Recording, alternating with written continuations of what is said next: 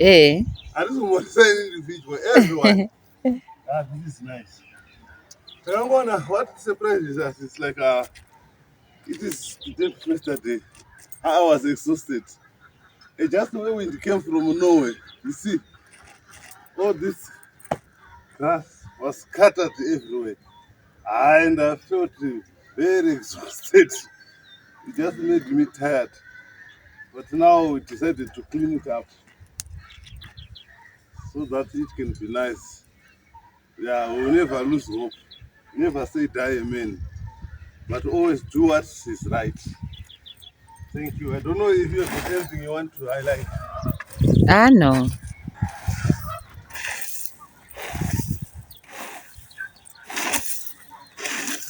I just want to encourage my brothers out there. Yes. That you see, my brother is being helpful here at home. He's helping me clean the yard. It must not end there. You always sweep him market. I know it doesn't end there. You always do this.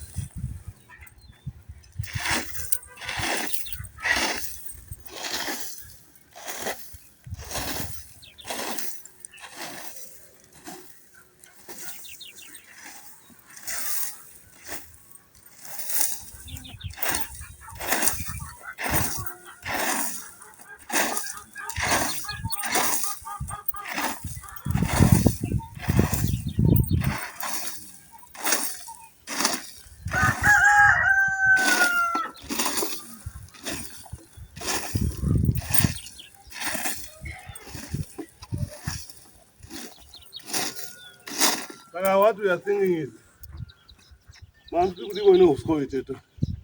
Ndafunga kuti takausunga toisa kana pasaidi rezumbu. Okay.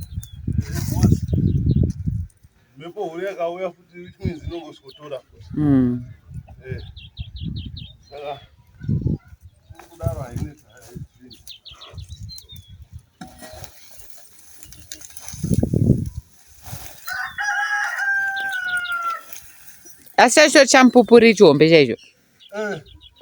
Ndotenda Mwari kuti apa achina kusvika. Parufu.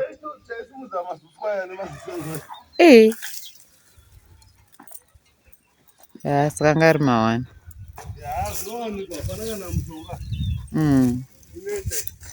Ndizvozvo.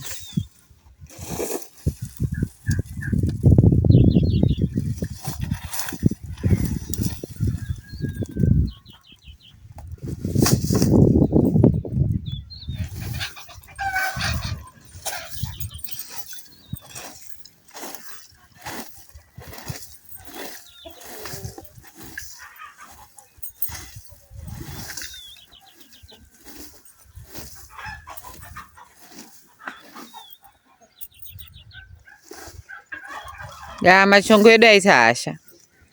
Ndakazoitinesa imwe fight. Ndakazoti jongwe dema rinototanga kurova. Dema ripi?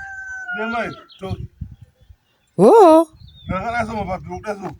Richitanga kurova ripi rewaiti? Kutambira fight.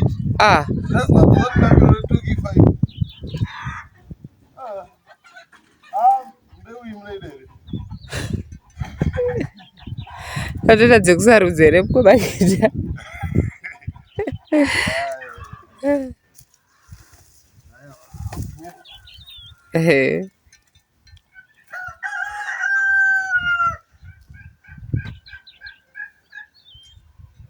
So guys, this is my brother helping clean the yard. I just want to encourage my other brothers kwamuri ikoko. Basa repamusha rinorwadza, especially rakachasara newe. Funga kuti wamuka watsvara yard, wasuka, wabika, waita sei. Munhu akagara anenge afanira kunge achingodawo kwete kuti anofanirwa, instead yekungoti angoshuwirawo kungokubatsirawo. Guys, zvinonakidza izvo. It's a sign of care. Besides kuti munhu ari kutsvaira kai. we just don't see kutsvaira. Unoona We kaitwa see kadakuita care. ka. Ndangofana nepakaita competition yekudya sadza iyi. Yanga isiri nyaya yekuti wapedza. Afu watangira chi. Vamwe. Ndikombosumudza.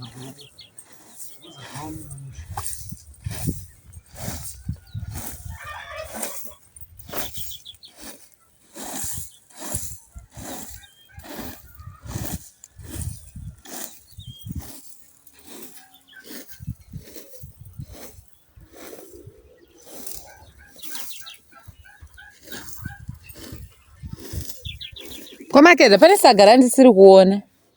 Rewhite rakachekwa nepakati ratakabvisira huku iri pasi.